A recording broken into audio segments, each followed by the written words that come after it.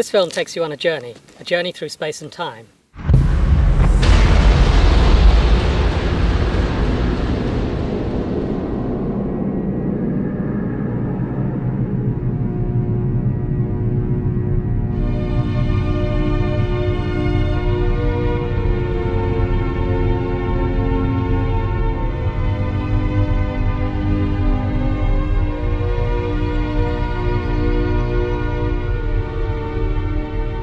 I want to tell you the story of an instrument that has vastly improved our view of the skies, sharpening our perception of the universe and penetrating ever deeper toward the furthest edges of time and space.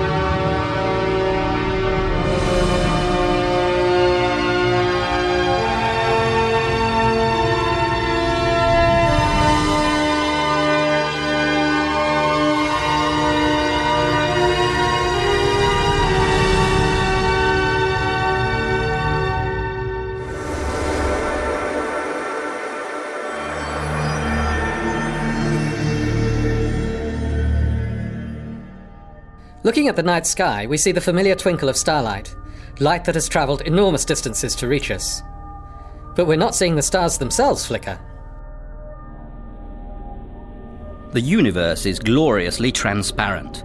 The light from distant stars and galaxies can travel unchanged across space for thousands, millions, even billions of years.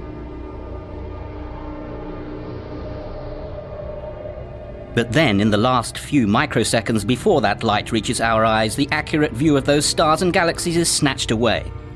This is because, as light passes through our atmosphere, the ever-changing blankets of air, water vapor and dust blur the fine cosmic details.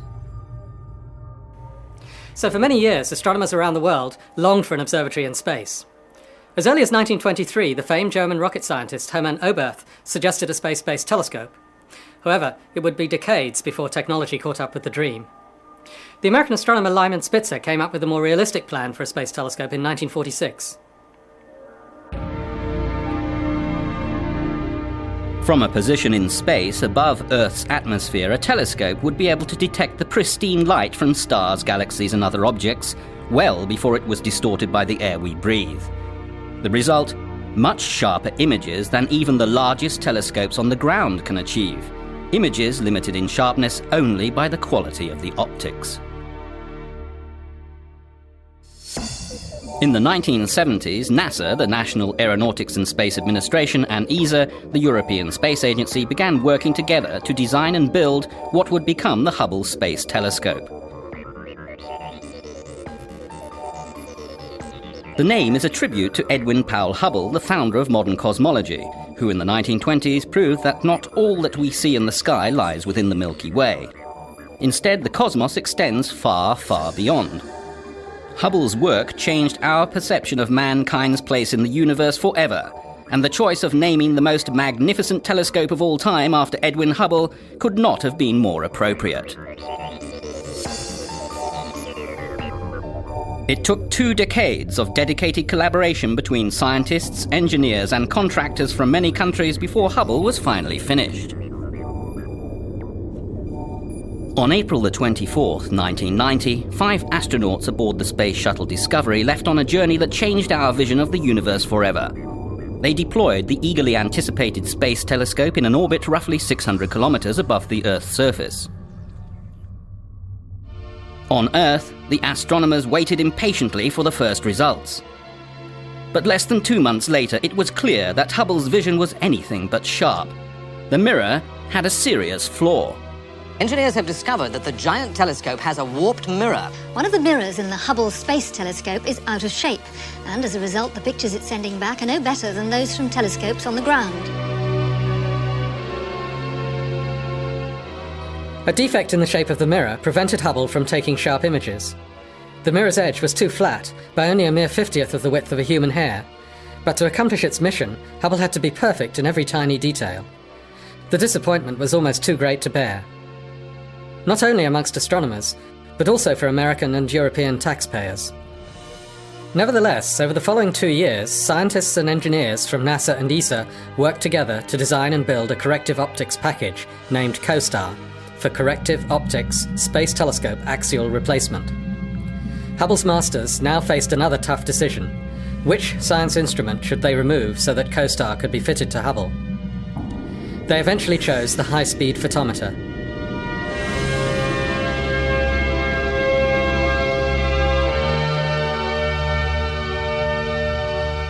Hubble's first servicing mission in 1993 has gone down in history as one of the highlights of human spaceflight. It captured the attention of both astronomers and the public at large to a degree that no space shuttle mission since has achieved. Meticulously planned and brilliantly executed, the mission succeeded on all counts. COSTAR corrected Hubble's eyesight more perfectly than anyone had dared to hope. When the first images after the servicing came up on the computer screens, it was instantly clear that the glasses taken up by the astronauts were completely correcting Hubble's nearsightedness. Hubble was finally in business.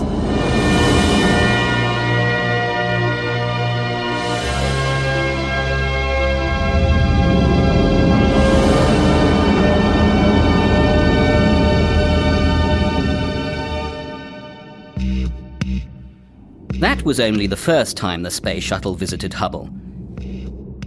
The telescope was designed to be upgraded, to keep utilizing new capabilities. When more advanced instruments, electrical or mechanical components became available, they could be installed. Plus, just as your car needs servicing, so Hubble needs tuning up from time to time. Engineers and scientists periodically send the shuttle to Hubble so that astronauts can upgrade it using wrenches, screwdrivers and power tools, just as your mechanic does with a car. There have been 4 servicing missions so far, in 1993, 97, 99 and 2002, all undertaken by astronauts transported into space by NASA's Space Shuttle. The next one was supposed to occur in 2005, but was unfortunately cancelled in the aftermath of the tragic Columbia crash. Hubble's future is uncertain. It was originally designed to operate for 15 years, but it's now expected that its life could be extended to 20 years. Hubble is still producing the most astonishing results astronomers have ever known. Hubble's important mission will eventually come to an end. An unmanned probe will link up with Hubble in orbit and dock with it.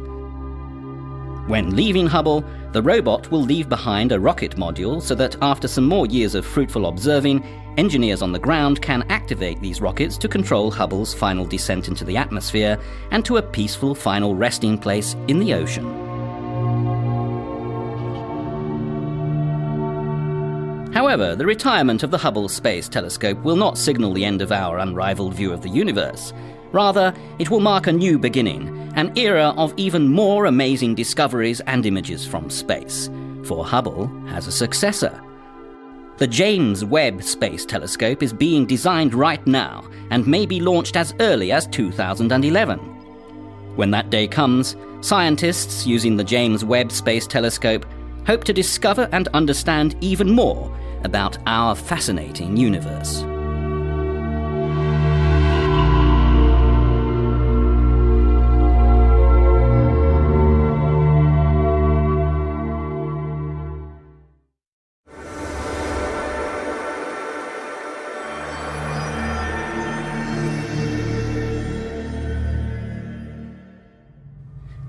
Hubble is an upgradable space-based telescope orbiting at almost 600 kilometers, placing it well above most of our image-distorting atmosphere.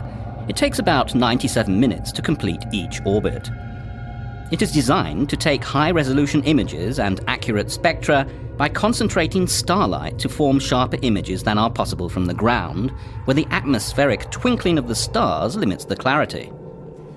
To gather as much light as possible from the faint objects it observes, any telescope needs the largest mirror it can get.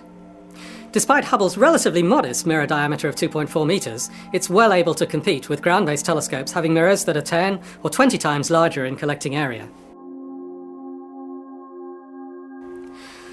Hubble is a large satellite, about 16 metres long, or the size of a small bus. It's also one of the most complicated pieces of technology ever built. It contains over 3,000 sensors that continuously monitor the status of the hardware, so that technicians on the ground can keep an eye on what's happening. Time on Hubble is a precious commodity. Astronomers around the world regularly ask for much more time than is available. Keeping Hubble operating 24/7 is no small task.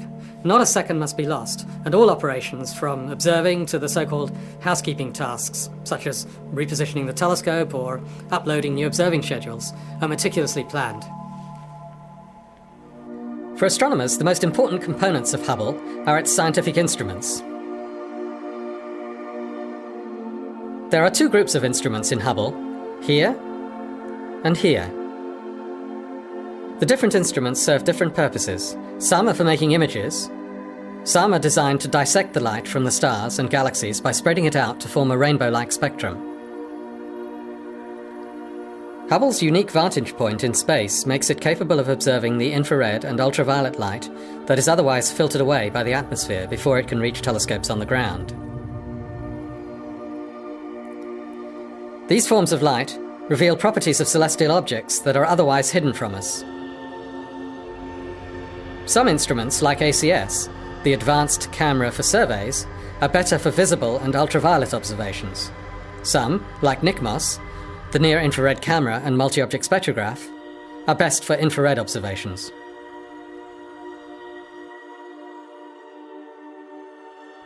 Different mechanical and electrical components keep Hubble functioning. The power for Hubble comes from solar panels on the side which convert sunlight into electricity. Gyroscopes, star trackers and reaction wheels keep Hubble steady and pointing in the right direction, not too close to the Sun, Moon or Earth, as they would destroy the light-sensitive instruments, and accurately towards the objects being studied for hours or days at a time. Hubble has several communication antennae on its side that are necessary for sending observations and other data down to Earth.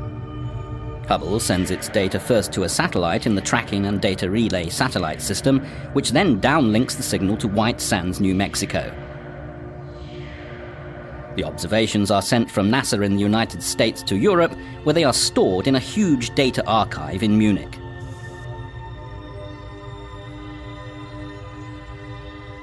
No single nation could undertake such an enormous project. Hubble has been a major collaboration between NASA and ESA, the European Space Agency, from an early stage in its life. Hubble has been of paramount importance to European astronomy. European astronomers regularly win more than 15% of the observing time with Hubble, resulting in several thousand scientific publications over the years. Two groups of European specialists work with Hubble. There are 15 people from ESA currently working at the Space Telescope Science Institute in the USA, and 20 others make up the Space Telescope European Coordinating Facility in Munich, Germany.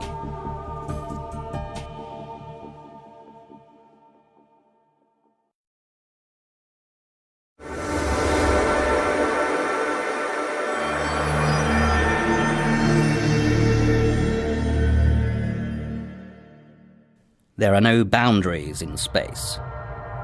In this vast universe, our closest relatives are the objects within the solar system. We share the same origin and the same destiny. Our solar system was formed about 4.5 billion years ago from a huge gas cloud. Ironically, it could have been the deadly force of a thermonuclear blast from an exploding star in the vicinity that triggered our creation.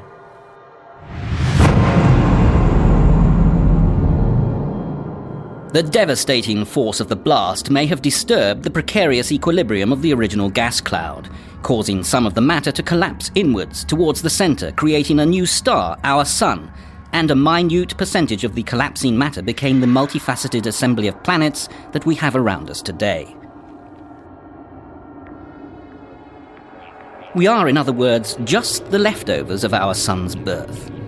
The planets were born in the rotating disk of dust and gas left behind as our mother star was formed.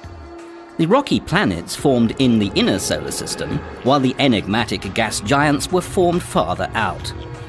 And then, when a fierce wind of smashed atoms began to blow from the Sun, or perhaps from hot nearby stars or a nearby supernova, only sizable planets could maintain their gaseous surroundings, and the last wisps of the tenuous cloud between the planets was whipped away. So in our solar system's zoo of celestial bodies, there are rocky worlds and giant gaseous planets.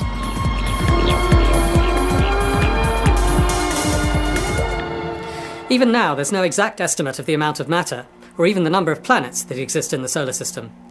Since Pluto's discovery in the 1930s, and its satellite Charon's in the 1970s, astronomers have been trying to figure out if there's anything else out there beyond the ninth planet. In 2003, Hubble spotted something moving fast enough across the background of faraway stars to be an object within the solar system. Estimates show that it could be about the size of a planet, and it's been named Sedna, after an Inuit goddess. Sedna may be 1,500 kilometers in diameter. That's about 3/4 the size of Pluto, but so far away that it appears just as a small cluster of pixels, even to Hubble. Nevertheless, it's the largest object discovered in the solar system since Pluto. The Sun is about 15 billion kilometers from Sedna, 100 times further than Earth's distance from the Sun, and barely gives out as much light and heat as the full Moon. So Sedna is engulfed in an eternal bleak winter. Sedna is not the only mysterious object out there. Debris from the formation of the planets is still floating everywhere in the form of asteroids and comets of various shapes and sizes. Sometimes their orbits can lead them on catastrophic courses. The Hubble Space Telescope witnessed the final journey of the comet Shoemaker-Levy 9. It was torn into numerous pieces by Jupiter's gravitational pull when it passed the massive planet in the summer of 1992. 2 years later, these fragments returned and drove straight into the heart of Jupiter's atmosphere.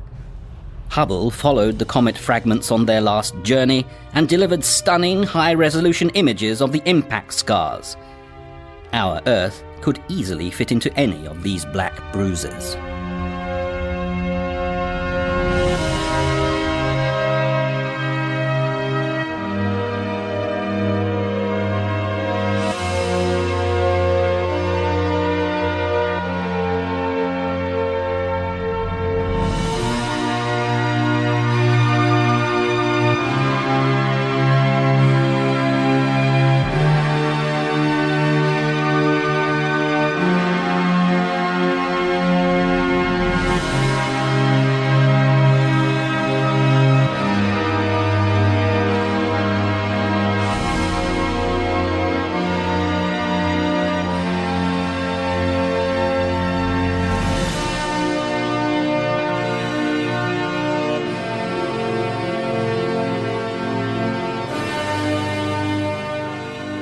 Space probes with sophisticated instruments are frequently sent to the planets of our solar system. They provide close-up investigations of these distant places.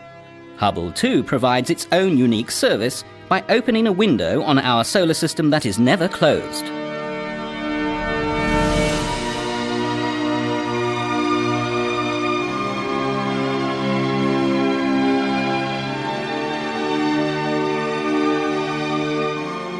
We've gained unprecedented views of storms on other planets, their changing seasons.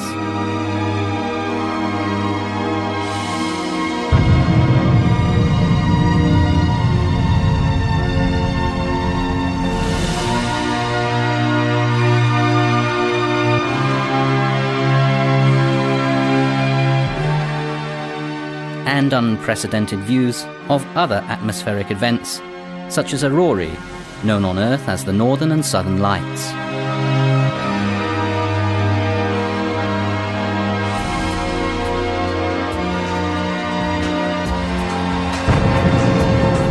Even though the solar system clearly has many more surprises in store for us, Hubble has also turned its eye out towards other stars, looking for planetary systems.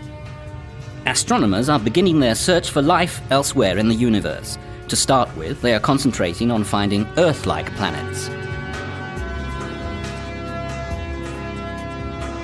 In 2001, Hubble made the first direct detection of the atmosphere of an extrasolar planet and partially determined its composition. measuring the chemical makeup of extrasolar planetary atmospheres will one day allow us to search for the markers of life beyond Earth. All living things breathe, and this changes the composition of the atmosphere in readily detectable ways.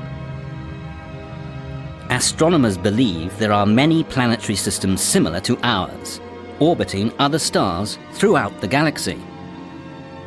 The birth, life, death, and rebirth of stars continues in an unending cycle, in which stars born of gas and dust will shine for millions or billions of years, die and return as gas and dust to form new stars.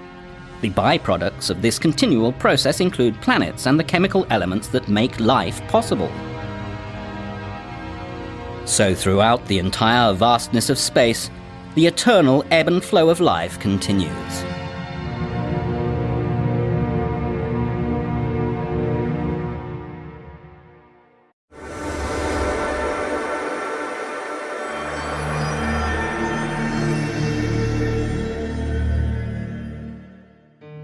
Our Sun, that vital source of energy for life on Earth, is a star, a totally unexceptional star, just like billions of others that we can find throughout the galaxy.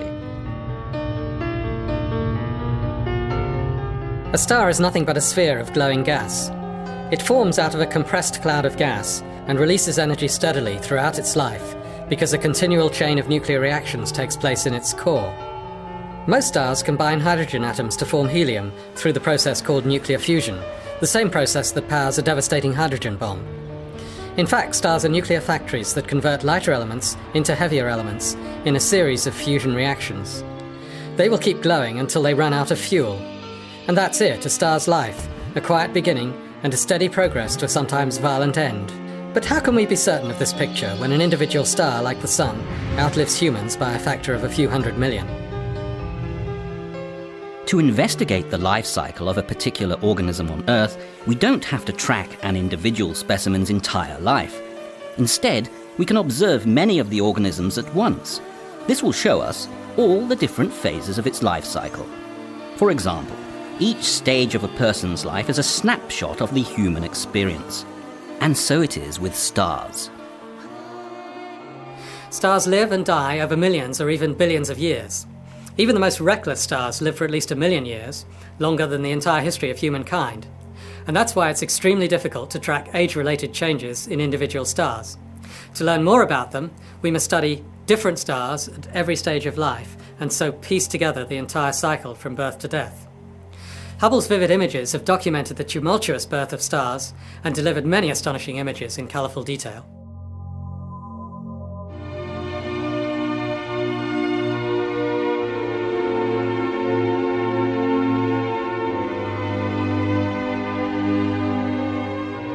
The birth of stars in neighbouring stellar maternity wards can be used as a time machine to replay the events that created our solar system. Hubble has often had to work hard for this information, because these important clues about our genesis lie hidden behind the veil of gently glowing, dust-laden molecular clouds where stars are formed.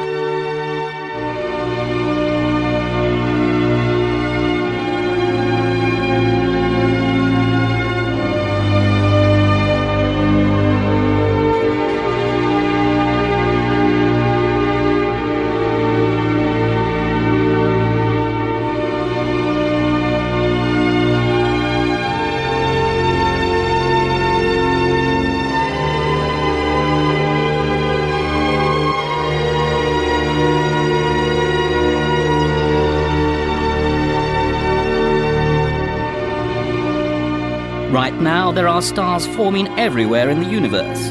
Enormous glowing pillars of dusty hydrogen gas stand sentinel over their cradles, basking in the light of nearby, newly formed stars. Hubble's ability to observe infrared light enables it to penetrate the dust and gas and reveal the newly born stars as never before.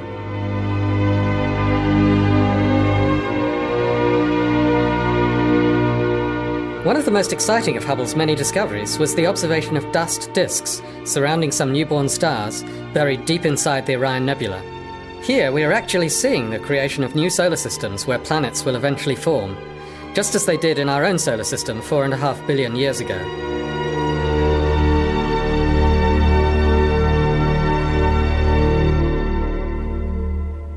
In the first stages of their lives, stars can stock up on gas from their original birth cloud.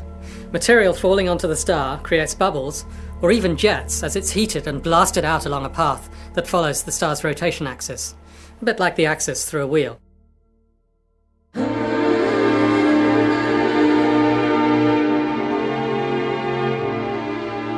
Often, many stars are born from the same cloud of gas and dust.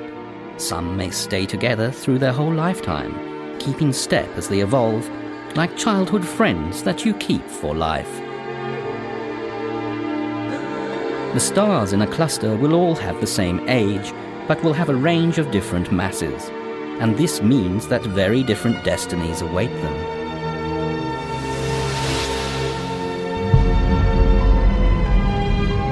Human existence is the mere blink of an eye compared with the life of a star. So the direct observation of a transition between different stages of a star's life can only come about by lucky chance. In 15 highly productive years, Hubble has allowed us to observe some stars aging in real time. The telescope has produced startling movies that allow us to witness how some of them do modify their appearance over this minute span of astronomical time. The stars containing the most mass end their lives cataclysmically, destroying themselves in titanic stellar explosions known as supernovae. For a few glorious months, each becomes one of the brightest objects in the entire universe, outshining all the other stars in its parent galaxy. Since its launch in 1990, Hubble has watched the drama unfold in supernova 1987A, the nearest exploding star in modern times. The telescope has been monitoring a ring of gas surrounding the supernova blast. Hubble has observed the appearance of bright spots along the ring, like gemstones on a necklace. These cosmic pearls are now being lit by supersonic shocks unleashed during the explosion of the star. The ruins of an exploding star can hide a powerful engine. Hubble has probed the mysterious heart of the Crab Nebula, the tattered remains of an exploding star, vividly described by Chinese astronomers in 1054, and has revealed its dynamic center. The innermost region of this nebula harbors a special type of star, a pulsar. Like a beacon, this star rotates, emitting energy and light in a beam, and it powers the vast nebula of dust and gas surrounding it. However, not all stars end their lives so violently. Sun-like stars cool down once they run out of hydrogen. The center collapses in on itself and the heavier elements are burnt, causing the outer layers to expand and leak slowly into space. At this stage in a star's life, it's called a red giant. Our sun will become a red giant in a few billion years. At that time, it will expand so much that it will swallow Mercury, Venus, and our planet too. But these stars are not finished quite yet. They can still become something quite extraordinary. Just before they breathe their last breath, stars like our sun go out in a final blaze of glory. In its final stages of nuclear fusion, stellar winds blow from the star, causing the red giant to swell to an enormous size. At the heart of this expansion, the exposed heart of the star floods the gaseous envelope with powerful ultraviolet light, making it glow. Because to early telescopic astronomers these amazing constructions looked a bit like the newly discovered planet Uranus, they became known as planetary nebulae. Hubble's keen perception shows that planetary nebulae are like butterflies. No two are alike.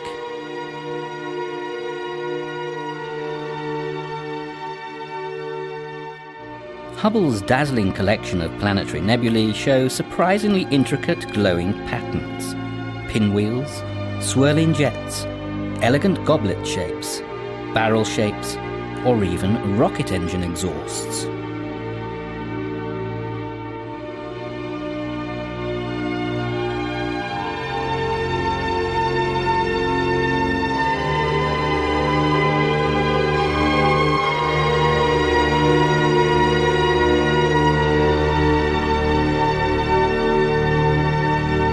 From its unique position high above the distorting atmosphere, Hubble is the only telescope that can observe the swollen outer envelope of these dying stars in full detail.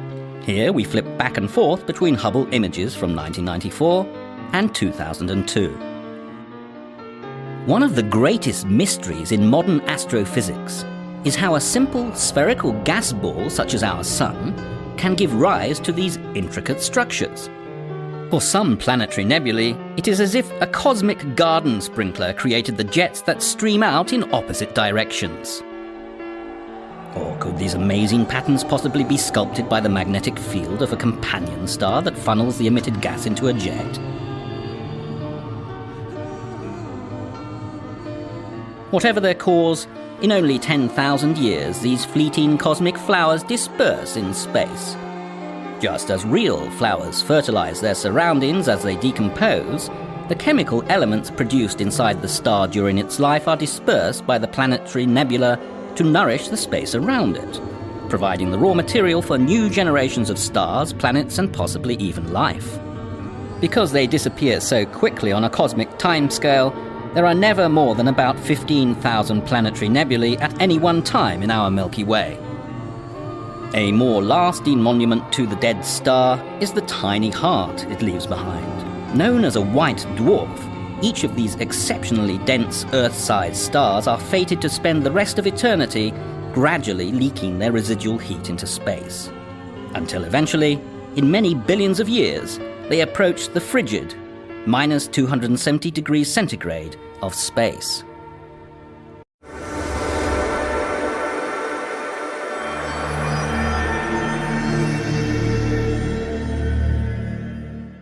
We live inside a huge star system, or galaxy, known as the Milky Way.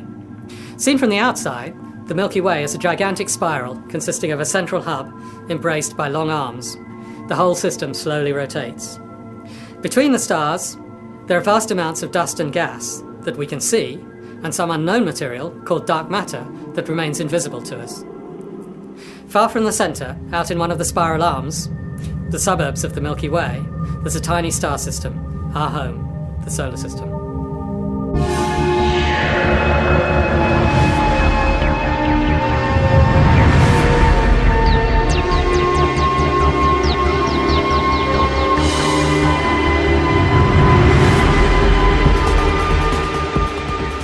When we look up on a clear night, we can see about 5,000 of the closest stars. Our eyes struggle to see beyond 1,000 light years because of the dust that blankets space and dims the distant starlight. So without a telescope, we can only see a minute portion of the entire 100,000 light-year wide Milky Way. For the Milky Way contains several hundred billion stars, many like our own Sun. Although several 100,000 million is an almost unfathomable number, it is only the beginning. Astronomers believe there are more than 100 billion galaxies in the universe. How many stars would that be?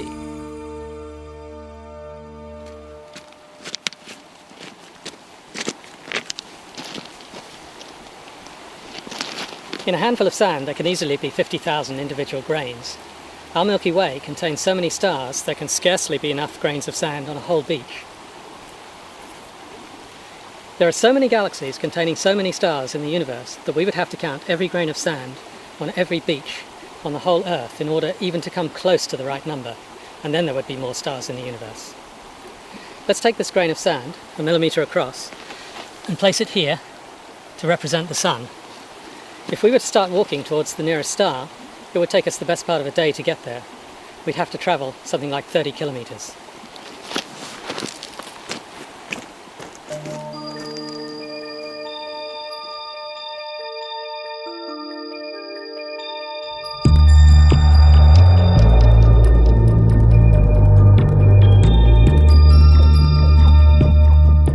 So galaxies are mostly large collections of emptiness. If we could squeeze together all the stars in the Milky Way, they would easily fit into the volume of space between our Sun and the nearest star. In fact, to completely fill that volume, we would have to pack in all the stars from all the galaxies in the entire universe.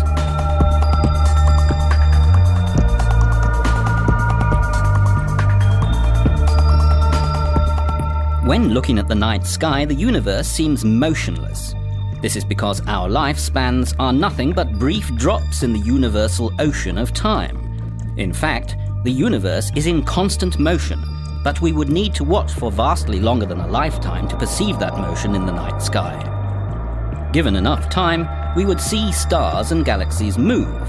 Stars orbit the center of the Milky Way, and galaxies are pulled together by each other's gravity. Sometimes they even collide. Hubble has observed numerous galaxies crashing together.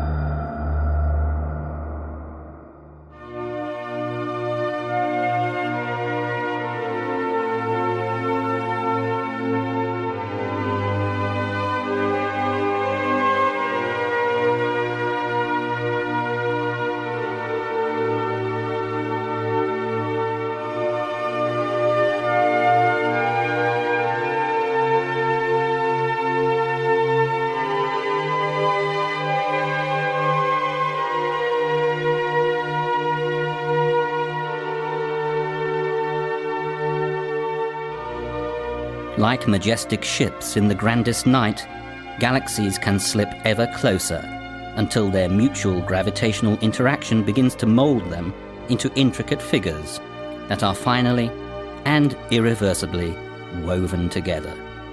It is an immense cosmic dance, choreographed by gravity.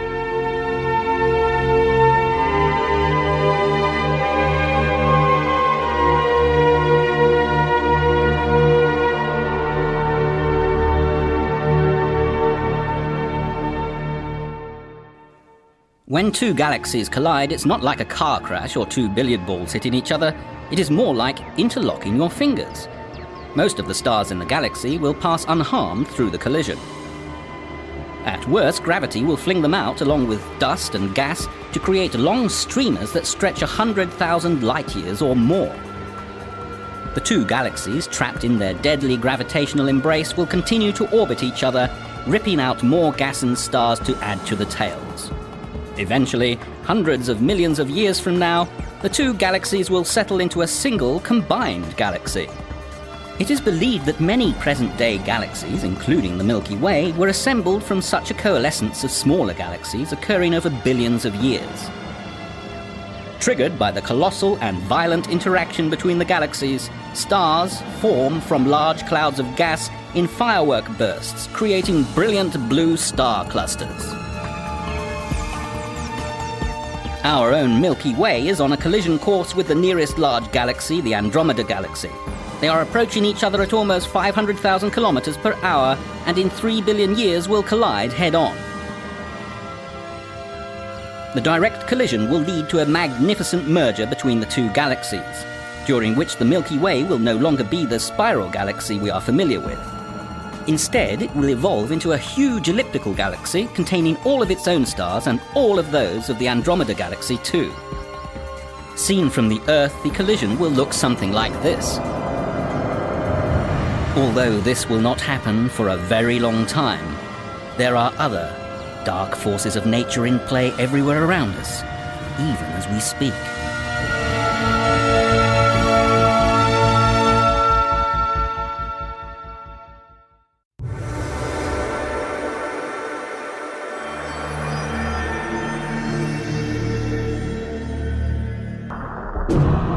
Black holes are the enigmatic villains of the universe, swallowing all that comes their way, allowing nothing to escape.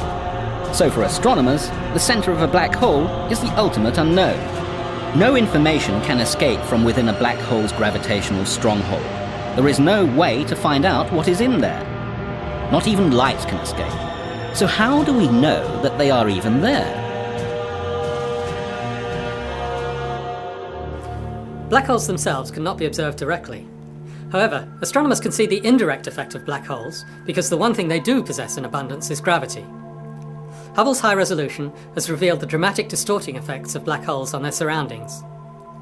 And not just gravity. Astronomers find that when material is packed tightly enough around a black hole, it can ring like a bell. This is the actual note produced by a black hole some 250 million light-years from Earth. It reverberates through the disk and has been altered here to fall within the range of human hearing. In reality, it's B-flat, some 57 octaves below middle C. Astronomers believe that black holes are singularities, simple points in space, no volume, no extension, but infinitely dense.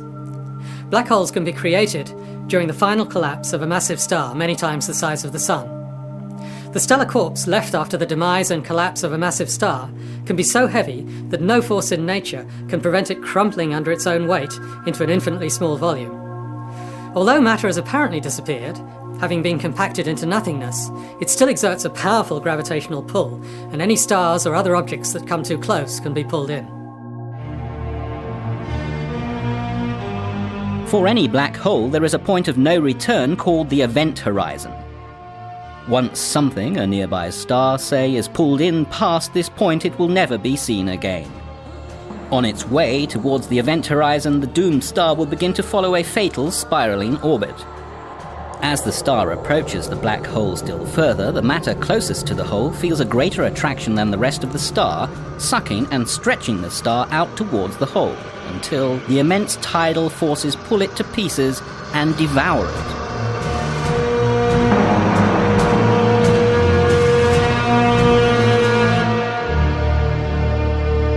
There are quirkier aspects to these objects too. A twisting of space and time that warps and slows even the passage of time. All objects with a mass deform the very fabric of space and time, but black holes do this to an extreme degree. According to Einstein's famous theory of general relativity, an intrepid traveller who could visit a black hole and hang above the event horizon without being swallowed would eventually return to find himself younger than the people he had left behind.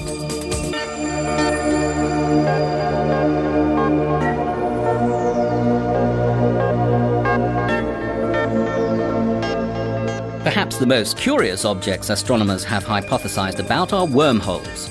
A wormhole is essentially a short cut through space-time from one point in the universe to another point in the universe. Maybe wormholes, if they exist, will someday allow travel between regions in space faster than it would take light to make the journey through normal space.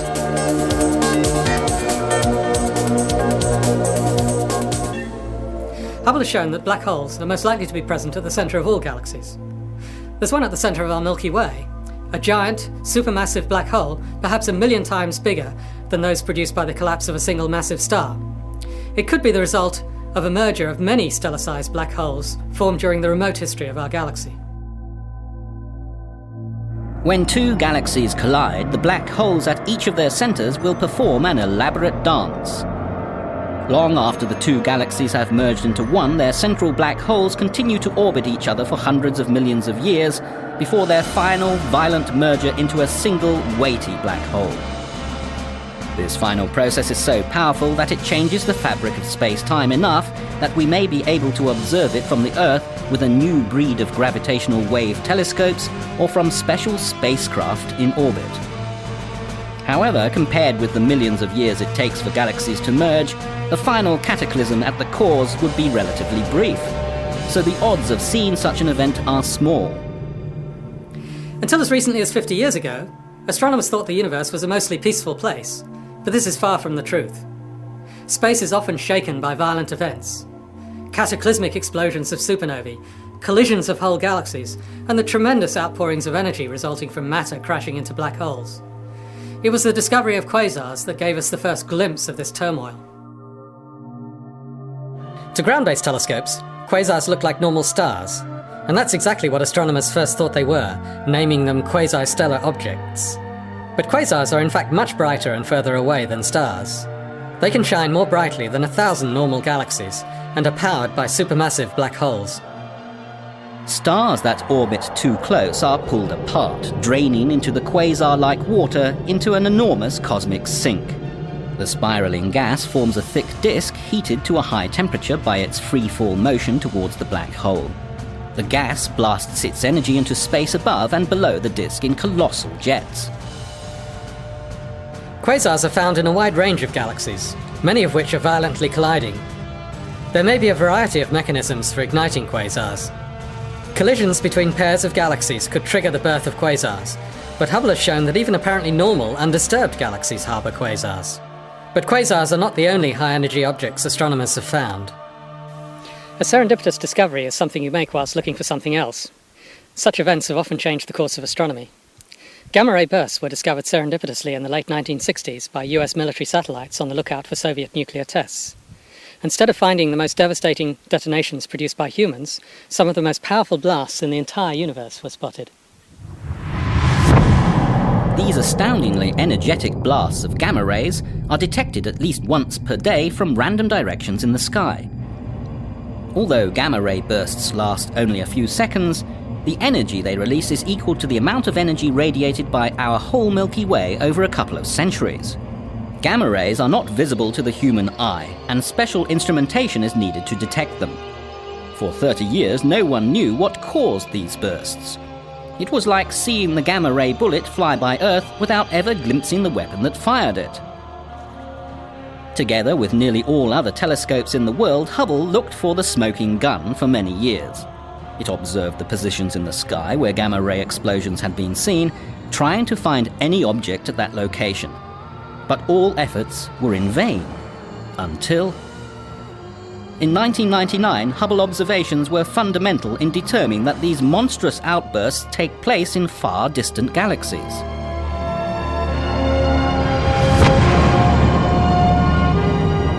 The cause could be the blast produced in the final cataclysmic collapse of a massive star, or the dramatic encounter of two very dense objects such as two black holes, or a black hole and a neutron star.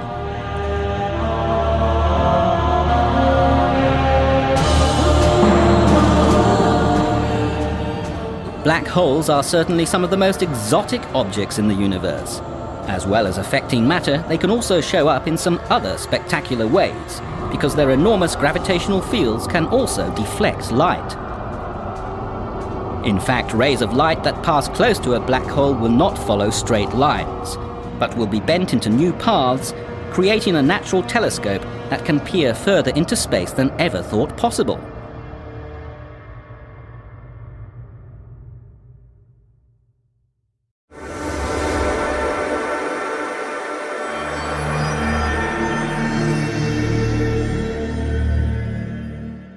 Just as a wanderer in the desert sees a mirage when light from remote objects is bent by the warm air hovering just above the sand, we may also see mirages in the universe. The mirages we see with a modern telescope such as the Hubble Space Telescope do not arise from warm air, but instead from remote clusters of galaxies, huge concentrations of matter. Long ago, some people thought the Earth was flat. This is not surprising, since in our everyday lives, we're not aware of the curvature of our planet. Space is actually curved, although we can't see that for ourselves on a starry night. The curvature of space does, however, produce phenomena that astronomers can see. One of Albert Einstein's predictions is that gravity warps space and therefore distorts rays of light in the same way that ripples on a pond create a warped honeycomb pattern of light on the sandy bottom. Light from distant galaxies is distorted and magnified by the gravitational field of massive galaxy clusters on its path to Earth. The effect is like looking through a giant magnifying glass, and the result is called gravitational lensing. The weird patterns that rays of light create when they encounter a weighty object depend on the nature of the lensing body. Thus, the background object can appear in several guises. Einstein rings, where the whole image is boosted and squeezed in a circle of light. Multiple images, ghostly clones of the original distant galaxies.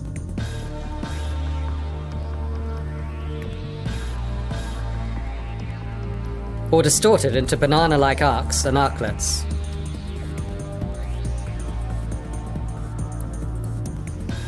Though Einstein realized in 1915 that this effect would happen in space, he thought it could never be observed from the Earth.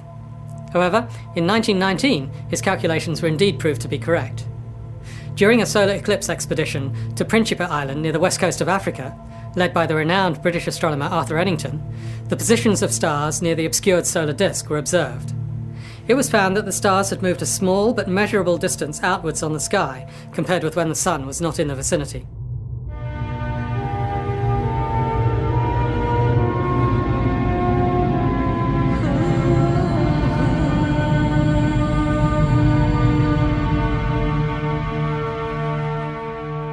Nowadays, faint gravitational images of objects in the distant universe are observed with the best telescopes on Earth and, of course, with the sharp-sighted Hubble.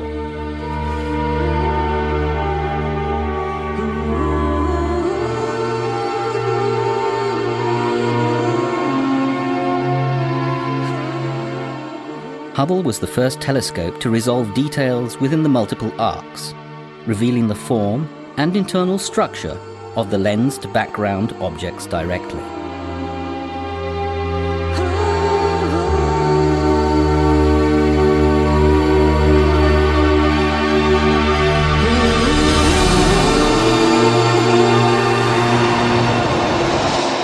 In 2003, astronomers deduced that a mysterious arc of light on one of Hubble's images was the biggest, brightest, and hottest star-forming region ever seen in space.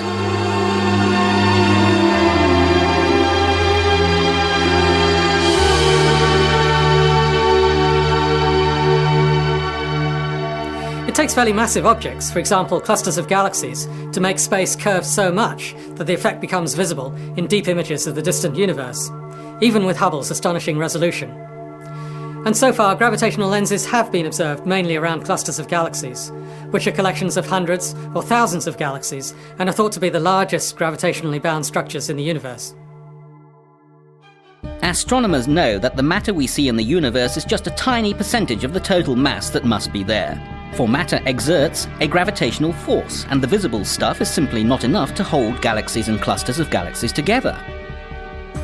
Since the amount of warping of the banana-shaped images depends on the total mass of the lens, gravitational lensing can be used to weigh clusters and to understand the distribution of the hidden dark matter.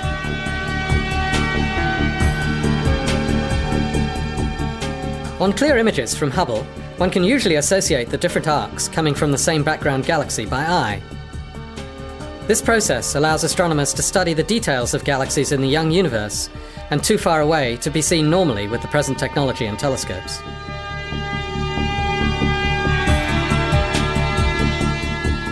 A gravitational lens can even act as a kind of natural telescope. In 2004, Hubble was able to detect the most distant galaxy in the known universe, using the magnification from just such a gravitational lens in space.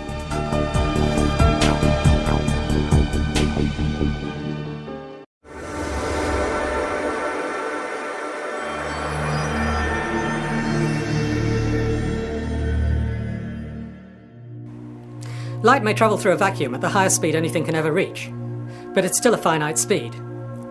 This means that it takes a while for light rays to travel between 2 points in space.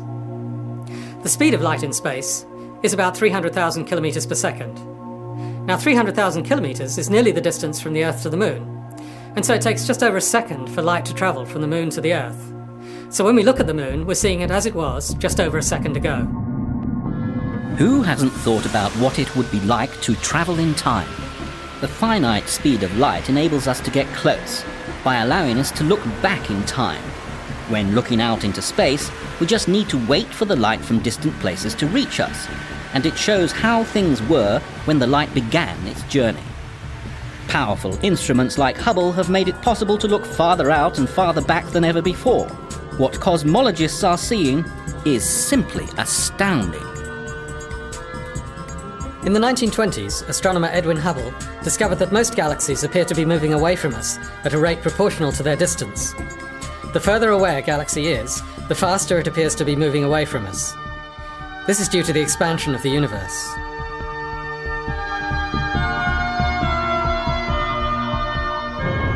That expansion began in a titanic explosion called the Big Bang many billions of years ago. The rate of expansion holds the key to estimating the age and size of the universe. This rate is called the Hubble constant. The age and size of the universe can be estimated by running the expansion backwards, until everything is compressed into that infinitely small point of energy from which the universe was generated. The top-ranked scientific justification for building Hubble was to determine the size and age of the universe. The quest to determine the Hubble constant precisely was headed by the Key Project team, a group of astronomers who used Hubble to look for remote, accurate milepost markers, a special class of stars called Cepheid variables.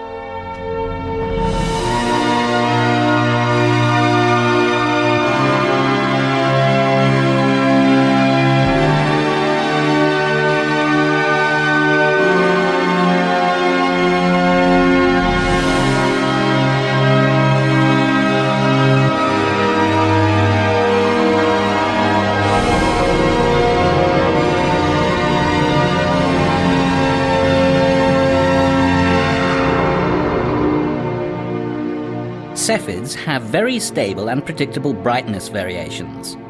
The period of these variations depends strictly on the physical properties of the star, which can be used to determine their distance very effectively. For this reason, these stars are better known as standard candles. The Cepheids have been used as reliable stepping stones to make distance measurements for supernovae, which are much brighter than Cepheids and so can be seen at far greater distances. Hubble has measured the light from supernova explosions more accurately than any other instrument, mostly due to its high resolution. From the ground, the image of a supernova generally blends in with the image of its host galaxy. Hubble can clearly distinguish the light from the two sources. Cepheids and supernovae have given a measure of the scale of the universe. Today we know the age of the universe to much higher precision than ever before, around 14 billion years. For many years, astronomers have discussed whether the expansion of the universe would stop in some distant future, making the universe collapse in a fiery Big Crunch, or whether it would continue to expand ever more slowly. Combined observations of distant supernovae with Hubble and most of the world's top-class telescopes were used to measure distances to remote supernovae. And it looks like the expansion of our universe is nowhere near slowing down. Instead, it seems to be speeding up.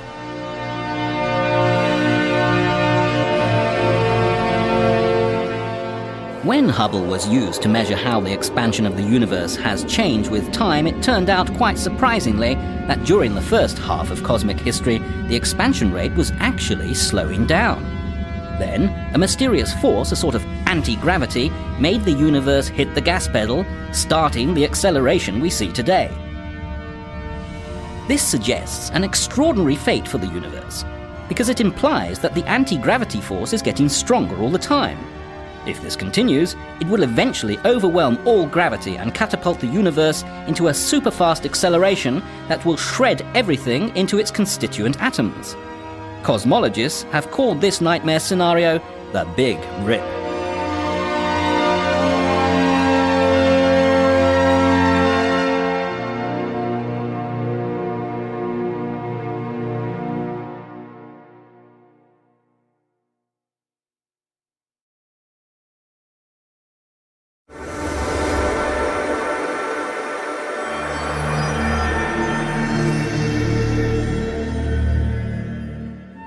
We are collecting unexpected news from deep space.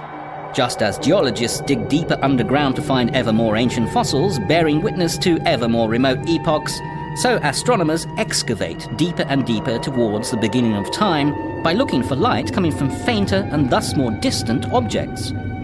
Hubble started a new era we could call astroarchaeology, and it began during Christmas, 1995. Pointing the world's most sophisticated telescope at the same piece of sky for 10 days in a row may sound a bit strange. And this was what many astronomers thought when they tried it for the first time at the end of 1995. Deep field observations are long-lasting exposures pointing at a particular region of the sky. They aim to reveal faint objects by collecting as much light as possible over a long period of time. The deeper an observation goes, the fainter are the objects that become visible. Objects in the sky can appear faint either because their intrinsic brightness is low or because their distance is great. When this experiment was first proposed, an experiment consisting of staring at the same patch of the sky for weeks, nobody really knew whether it would have led to interesting scientific results. But when we first saw the images, the result was astonishing. We could see more than 3,000 galaxies in this small field. The observed region of sky in Ursa Major, the Big Dipper, was carefully selected to be as empty as possible, so that Hubble would look far beyond the stars of our own Milky Way and out past nearby galaxies. The thousands of galaxies observed in the first deep field were at various stages of evolution and were strung out along a corridor of billions of light years. This allowed astronomers to study the evolution of these objects through time, glimpsing different galaxies at different stages of their lives. After the first deep field, another long exposure was taken in the southern sky. Together, the Hubble Deep Field North and South gave astronomers peepholes to the ancient universe for the first time. Some of the objects viewed on the images were so dim that seeing them would be as difficult as discerning a flashlight on the moon from Earth.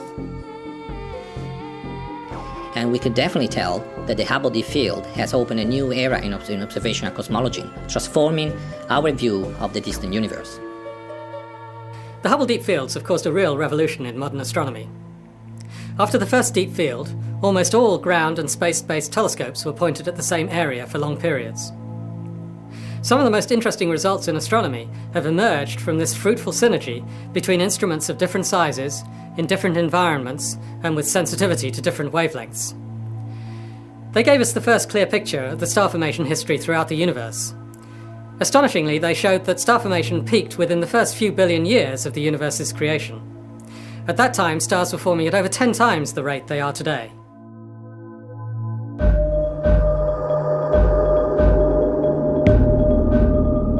Once they had begun to discover the most distant universe ever seen, Hubble astronomers tried to push their observations even farther back in time.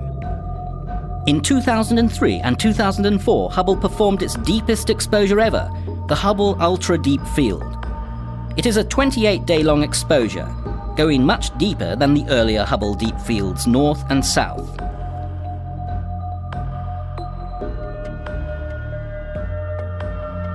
The Hubble Ultra Deep Field reveals the first galaxies to emerge from the so-called Dark Ages, the time shortly after the Big Bang when the first stars reheated the cold, dark universe. Just after the Big Bang, in the newborn, fast-expanding universe, before the era of the stars and galaxies, the distribution of matter was fairly smooth.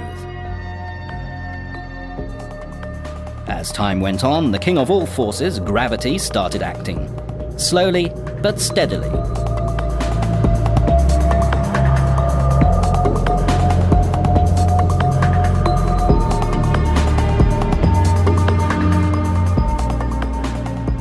Under the influence of gravity from the mysterious dark matter, small clumps of normal matter started to coalesce in regions where the density was slightly higher than average.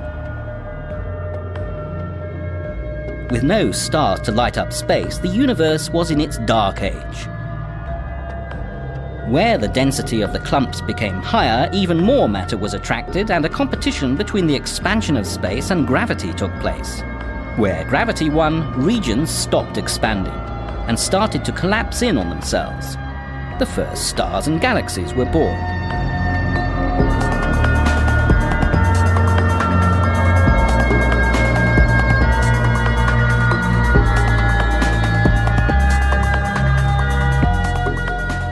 Where the matter density was highest, at the intersections between the large web-like structures of matter, the largest structures we know were formed, clusters of galaxies.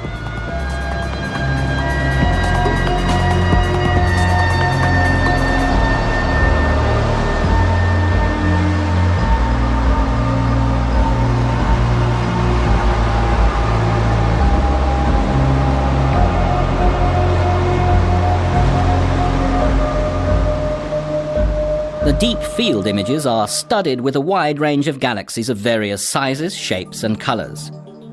Astronomers will spend years studying the myriad shapes of the galaxies in this image to understand how they formed and have evolved since the Big Bang.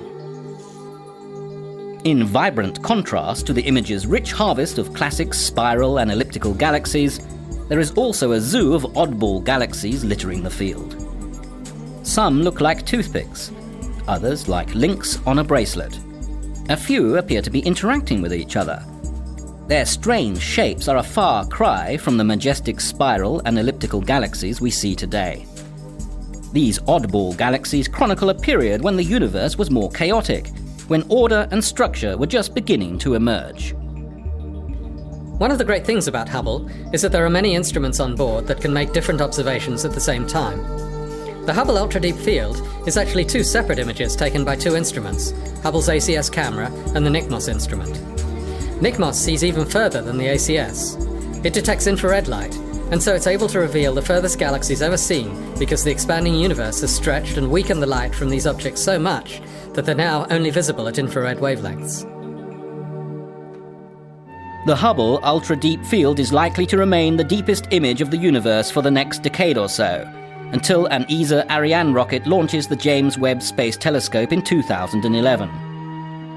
Up until today, during the first 15 years of its life, Hubble has orbited the Earth 80,000 times. This is the same as 3.5 billion kilometers, or 24 times the distance from the Earth to the Sun. Hubble has taken more than 500,000 exposures of the universe and created a visual heritage that has shaped the way humanity looks at the universe today.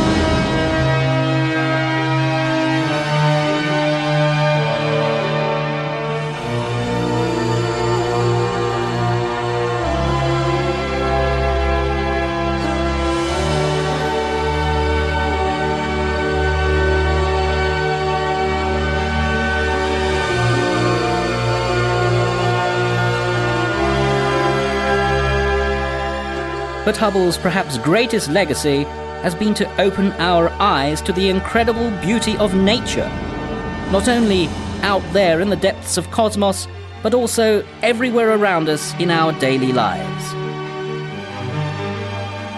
And it's nowhere finished yet.